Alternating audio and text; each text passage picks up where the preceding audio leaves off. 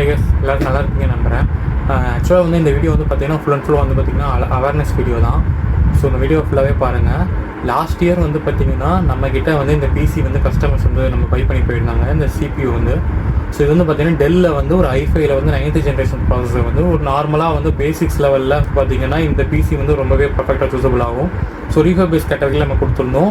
SSD RAM processor எல்லாமே பார்த்திங்கன்னா நம்ம புதுசு போட்டு கொடுத்துட்டு பிசியோட மற்ற காம்பனண்ட்லாம் பார்த்திங்கன்னா ரீஃபர்பிஷாக நம்ம ப்ரொவைட் பண்ணியிருந்தோம். ஸோ அன்னிலேருந்து பார்த்திங்கன்னா ஒரு லாஸ்ட் வீக் வரைக்குமே இந்த பிசி வந்து நல்லாவே பர்ஃபார்மன்ஸ் பண்ணிட்டு இருந்தது.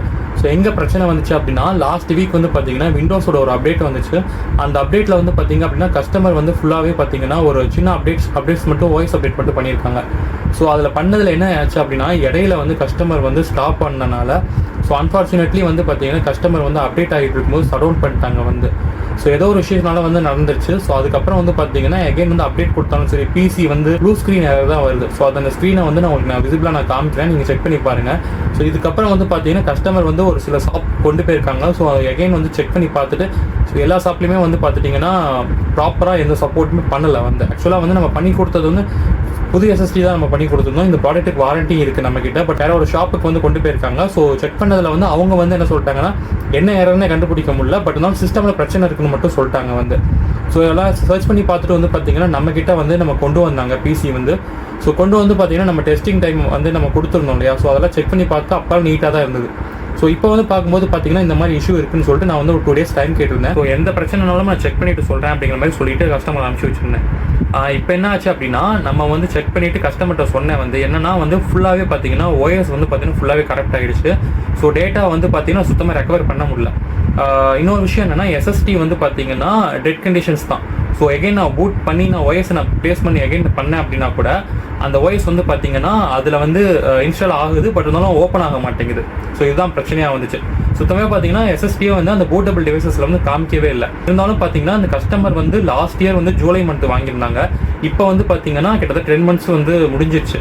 இந்த வாரண்டியை வந்து நம்ம வந்து கிளைம் பண்ணி நான் உங்களுக்கு நான் புது SSDயை பண்ணி கொடுத்துட்டேன். ஸோ இந்த வீடியோ மூலிமா நான் என்ன சொல்ல வரேன் அப்படின்னா நீங்கள் புதுசாக நீங்கள் ஒரு பிசி பில்ட் பண்ணுறதா இருந்தாலும் சரி, ஒரு புது லேப்டாப் பை பண்ணுறதா இருந்தாலும் சரி, இல்லை யூஸர் வாங்கி நீங்கள் ஆல்ரெடி யூஸ் பண்ணிட்டு இருந்தாலும் சரி, நான் என்ன சொல்ல வரேன் அப்படின்னா நீங்கள் ஒரு ப்ராடக்ட்டை நீங்கள் வாங்குறீங்க அப்படின்னா அதை ப்ராப்பராக எப்படி யூஸ் பண்ணணும் அப்படிங்கிறத தெரிஞ்சுக்கோங்க.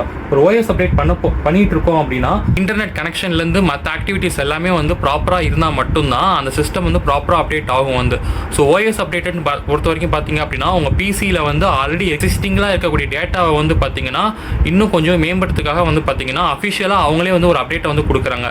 ஸோ இந்த நேரத்தில் வந்து நீங்கள் டக்குன்னு வந்து நீங்கள் ஒரு இடையில வந்து நீங்கள் ஆஃப் பண்ணுறதோ இல்லை மற்ற சுச்சுவேஷன்ஸ்னால ஏதாவது கரப்ட் ஆகிடுச்சு, பவர் இஷ்யூனால எதுனாலும் ஆயிடுச்சு அப்படின்னா இந்த மாதிரி தான் பிரச்சனை வரும் வந்து. ஸோ வாரண்டியில் இருந்தனால இந்த கஸ்டமருக்கு வந்து பை பண்ணி கொடுத்தோம். இன்னைய நாளில் அந்த SSDயோட ரேட் வந்து பார்த்தீங்கன்னா கிட்டத்தட்ட 7500 512GB SATA SSDயோட காஸ்ட் இன்னைய நாளில் நான் சொல்கிறேன். ஸோ நம்ம கொடுக்கும்போது பார்த்தீங்கன்னா கிட்டத்தட்ட 3500 நம்ம வந்து முடிச்சு கொடுத்துருந்தோம். இப்போ அதோட காஸ்ட் புதுசு வாங்குறதா இருந்துச்சுன்னா பார்த்தீங்கன்னா 7500. ஸோ கம்பேர் பண்ணி பாருங்கள். பட் இருந்தாலும் நமக்கு வாரண்டியில் கிளைம் பண்ணி கொடுத்தனால இவங்களுக்கு வந்து அந்த கஸ்டமருக்கு வந்து பெனிஃபிட்டாக முடிஞ்சிச்சு. சப்போஸ் வாரண்டியில் கவர் ஆகாமல் மற்ற ஏதாவது டேட் தள்ளி போயிருந்துச்சு அப்படின்னா ஸோ இதை வந்து ஃபுல்லாகவே பார்த்தீங்கன்னா 7500 ஸோ அதர் சர்வீஸ் சார்ஜஸ்லாம் போட்டிருப்பாங்க. நம்ம வந்து இந்த கஸ்டமருக்கு வந்து பார்த்தீங்கன்னா ஃபுல்லாகவே வந்து நம்ம செக் பண்ணி பார்த்துட்டு வாரண்டியில் கிளைம் பண்ணி வெறும் சர்வீஸ் சார்ஜஸோட நம்ம முடிச்சு கொடுத்துட்டோம். ஸோ நீங்கள் ஒரு பிசி நீங்கள் பை பண்ணி நீங்கள் லேப்டாப் நீங்கள் வாங்குறீங்க அப்படின்னா OS அப்டேட் வந்து நடக்குது அப்படின்னா ஸோ இடையில எந்த ஒரு விஷயமும் நீங்கள் பண்ணாதீங்க. லேப்டாப் மட்டும் இல்லை, பிசி மட்டும் இல்லை, எந்த விஷயமே மொபைலாக இருந்தாலுமே இந்த பிரச்சனை தான் வரும். OS அப்டேட் ஆகிட்டு இருக்கு, இல்லை OS நீங்கள் இன்ஸ்டால் பண்ணுறீங்க அப்படின்னாலும் ப்ராப்பராக இருந்தால் மட்டும்தான் எகைன் நீங்கள் அதை கம்பேர் கொண்டு வர முடியும். இல்லை அப்படின்னா இந்த மாதிரி பிரச்சனை தான் வரும். ஸோ இந்த பிசி வந்து பார்த்தீங்கன்னா இப்போ நம்ம ரெடி பண்ணிட்டோம். ஸோ ஃபுல்லாகவே பார்த்தீங்கன்னா கம்ப்ளீட்டாக OS Windows 11 போட்டு ஒரிஜினல் OS-ஓடவே பண்ணி கொடுத்துட்டோம். ஸோ புது SSD போட்டதுக்கப்புறம் பார்த்தீங்கன்னா ஸ்பீடும் சரி மற்ற ஆக்டிவிட்டீஸும் சரி ப்ராப்பராக இருக்குது. கஸ்டமர் முன்னாடி எப்படி நம்மக்கிட்ட வாங்கிட்டு போனாங்களோ அதே மாதிரி நம்ம ரெடி பண்ணி இப்போ கொடுத்துட்டோம். ஸோ சின்ன ஒரு அவேர்னஸ் வீடியோ தான். ஸோ மறக்காமல் இந்த வீடியோவை நீங்கள் ஃபுல்லாக பார்த்துருப்பீங்க நம்புகிறேன்.